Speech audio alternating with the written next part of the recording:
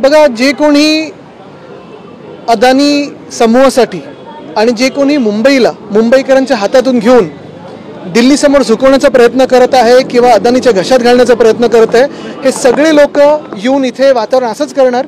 पण मुंबईकर ठामपणे मुंबईसोबतच राहणार. मुंबईकर हा शिवसेना उद्धव बाळासाहेब ठाकरे पक्षासोबत राहणार आणि मुंबईकर हा उद्धव बाळासाहेब ठाकरे ह्या नावासोबत राहणार. सर, मोठी घटना घडलेली आहे मुंबईमध्ये. आज आंदोलन झालं आणि त्यानंतर जो अपघात आहे तो झालेला आहे. 3 महिला या अपघातात जखमी झाल्याचं म्हटलं. महिला आणि थोडं ह्याच्यावर माहिती अजून येऊ द्या, मगच नंतर बोलू शकतो, कारण ही गंभीर गोष्ट आहे आणि ती लगेच त्याच्यावर काही वक्तव्य करण्यापेक्षा मला वाटतं थोडी माहिती अजून पुढे होते. उद्धव ठाकरे दौऱ्यावरती आहेत, स्वागत होते, पण दुसरीकडनं ते सत्ताधारी ते आरोप करतायत की जेव्हा मुख्यमंत्री होते तेव्हा जर दौरा केला असता तर जेव्हा उद्धव बाळासाहेब ठाकरे ही व्यक्ती, म्हणजे तुम्ही पाहिलं असेल 2019 ते 2022 ह्या काळात मुख्यमंत्री होती, तेव्हा उद्धव साहेबांनी सरकार बनल्या कोणाची मागणी न असता जे वचन होतं ते पूर्ण केलं. प्रामुख्याने पहिलं वचन जे होतं ते म्हणजे कर्जमुक्तीचं. आम्ही कर्जमाफी बोलत नाही, कारण माफ आपण गुन्हेगाराला करतो, पण कर्जमुक्तीचं वचन हे पूर्ण केलं. आणि आज देखील जर तुम्ही महाराष्ट्रात कुठेही फिरलात तर प्रत्येक शेतकरी हेच सांगतात की कुठच्याही दुसऱ्या मुख्यमंत्री नाही तसं उद्धव साहेबांनी जी कर्जमुक्ती दिली ती आमच्या खात्यापर्यंत पोहोचली. दुसरं म्हणजे त्यावेळी फिरण्याची गरजच नव्हती, कारण आम्ही जेव्हा कुठची आपत्ती महाराष्ट्रात येत होती तेव्हा त्या शेतकऱ्यांची मदत करत होतो.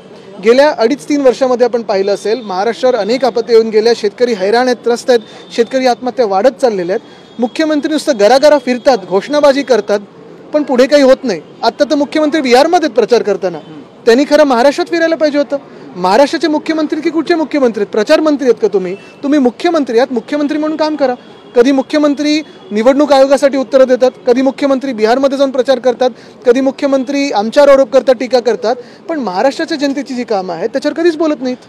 सर, पार्थ पवारचा एक मोठा जमीन जो गैरव्यवहार समोर आलेला आहे, कसं बघता याकडे? एक तर 3 गोष्टी ज्यामध्ये आहे. स्टॅम्प ड्युटीची खूप मोठी होती, ती फक्त 500 भरलेली आहे.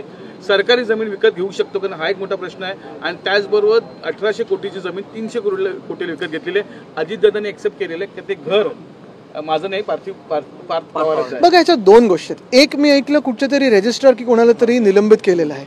खरोखर तिथे हा विषय संपतो का? एका निलंबनावर हा विषय संपतो का? जर खरोखर एवढी मोठी गोष्ट असेल तर मी आत्ता पहिले एक मानून चालतो की आहे की नाही हे सत्य लोकांसमोर आपल्याच माध्यमातून येत आहे. पण जर ही परिस्थिती सत्य असेल, हा घोटाळा सत्य असेल, खरा असेल, तर एका निलंबनावर हे चालतं का? तिथपर्यंतचा विषय सीमित आहे का? आणि दुसरी गोष्ट म्हणजे मला वाटतं आता भाजपचे जे मित्रपक्ष आहेत ह्यांना देखील कळलं असेल आणि भाजपच्या कार्यकर्त्यांना देखील कळलं असेल की भाजप स्वतःकडे घेतं आणि खरं आहे की नाही माहीत नाही, पण बदनाम करून तर सोडून देतं. पण भाजपच्या कार्यकर्त्यांनी ज्यांनी ह्याच पक्षाच्या विरोधात आंदोलन केलं होतं, ज्यांनी ह्याच पक्षाच्या विरोधात लाठ्या खाल्ल्या होत्या, भ्रष्टाचार म्हणून आंदोलनं केली होती, आता मंत्री उपमुख्यमंत्री म्हणून त्यांच्या डोक्यावर ह्याने बसवलेलं भाजपने. तर भाजपचे कार्यकर्ते नेमकी कोणासाठी प्रचार करतात? का आपलं जीवन पूर्ण असं एका राजकीय ह्याच्यात वाद नेतात? कारण त्यांना भाजप सत्तेत आणायचं असतं. पण भाजप सत्तेत येतं ना, अशी लोक देखील भाजपसोबत घेतात, जे भ्रष्ट लोक आहेत त्यांना सोबत घेऊन काम करतं. एक साधी फाईल असते सामान्य माणसाची, तिला पुढे जायला 6-7 वर्ष लागतो. पण ही फाईल काही दिवसात म्हणजे शेतकऱ्यांना कर्जमुक्ती बोलतात पुढच्या जूनमध्ये देणार आणि एक फाईल लगेच 24 तासात हलते. 24 तास हलते. हे अंतर आहे ना 2 सरकारमध्ये. आपण पाहिलं असेल जे आता जे आरोप करतात की उद्धव साहेब फिरले नाहीत, हेच कारण आहे. कारण उद्धव साहेब जेव्हा आपण पाहिलं पूर्ण काळ जो मुख्यमंत्री होते, शेतकऱ्यांची मदत ही प्रामुख्याने करत होते. शहरी भाग असो किंवा ग्रामीण भाग असो, कोविडच्या काळात जी मदत झालेली आहे ती देखील लोकांसमोर आहे. मी चॅलेंज देतो आज फडणवीस साहेबांना की तुम्ही असं काय काम केलंय जी तुमची कर्जमुक्ती होती, जेवढे होर्डिंग्स लावले तेवढा जरी पैसा तुम्ही शेतकऱ्यांच्या खात्यात टाकला असता ना तरी शेतकऱ्यांची आज आत्महत्या वाढल्या नसत्या. अजितदादांनी एक्सेप्ट केलेलं आहे की ह्या कसल्या याची माझा संबंध नाही, मी कोणतेही ऑर्डर दिले नाही आहेत आणि जे घर आहे ज्या कंपनीच्या नावावरती ते पार्थिव पवारांचं आहे, अजित पवारांचं नाही. मला वाटतं त्यात हे मुख्यमंत्री उपमुख्यमंत्री जे काय बोलतील त्यांच्यातलं जो करार आहे तो समोर येऊ द्या.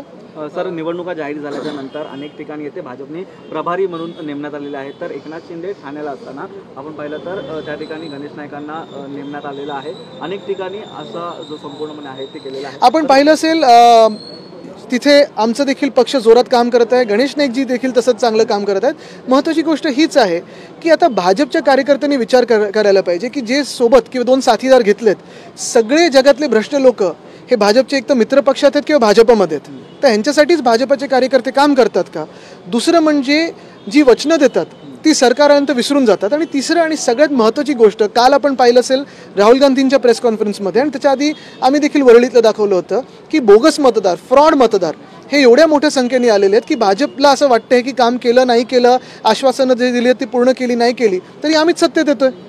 हे भाजपचं जेव्हा धोरण होतं तेव्हा इतर जे सगळे लोक असतात ते हेच विचार करतात की हे नेमकं सरकार कोणाचं आहे. हे सरकार आता क्लिअरली कळायला लागलेलं आहे की लोकांच्या मतांनी नाही, लोकांच्या आशीर्वादाने नाही, तर निवडणूक आयोगाच्या आशीर्वादाने हे सरकार बसवलेलं आहे. अजितदादांनी राजीनामा दिला पाहिजे का, पहिला प्रश्न. आणि दुसरा प्रश्न, ही संबंधित कोणी असेल त्याची कारवाई झाली पाहिजे. मला वाटतं एकंदर नुसता हा दादांबद्दल सीमित विषय नाही आहे. ह्याच्या आधी देखील आपण पाहिलं असेल कोणीतरी मंत्री नोटांची बॅग घेऊन सोबत बसले, कोणाचा डान्स बार आहे, कोणाचं काय आहे. जे सरकार वोट चोरीने बनलेलं आहे ते आता नोट चोरीमध्ये लागले. मला वाटतं पहिलं मुख्यमंत्र्यांनी ह्याच्यावर भाष्य केलं पाहिजे ना. जरांगे आहे, त्यांना पूर्ण धमकी दिलेली आहे, त्या ठिकाणी मारण्याचा कट केलेला आहे, या संदर्भात गुन्हा देखील दाखल करण्यात आला आहे. काय वाटतं जरांगेंची पॉवर वापरून पुन्हा एकदा निवडणुकीमध्ये काही फरक मला वाटतं कायदा सुव्यवस्था कोणाच्या हातात आहे?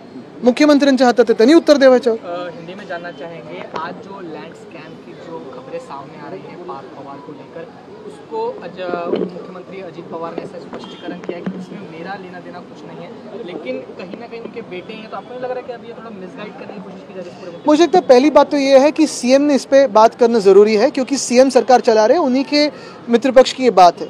दूसरी बात अभी स्पष्ट होने जा रही है कि बीजेपी का जो एक पुरानी चाल है कि जो भी साथ में आए उनको भी बदनाम करो, जो सामने है उनको भी बदनाम करो. मुझे लगता है जो भी आज बीजेपी के साथ जा रहा है उन्होंने ये देखना चाहिए कि वो किसके साथ जा रहे हैं. तीसरी चीज़ मैं यही सवाल पूछना चाहता हूँ भाजपा के कार्यकर्ताओं से और संघ के कार्यकर्ताओं से, जो दिन रात मेहनत करते हैं, सोचते हैं कि हम हिंदुत्व के लिए लड़ रहे हैं.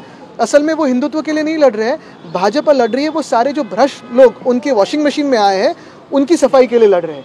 तो ये सोच अभी उनके मन में आना ज़रूरी है, उनके दिल में आनी ज़रूरी है और उस पर उन्होंने विचार विमर्श करना ज़रूरी है, मंथन करना ज़रूरी है. क्या आपको लगता है महायुति में एक समन्वय नहीं है, इसलिए एक दूसरे पे आरोप प्रत्यारोप लगातार? देखो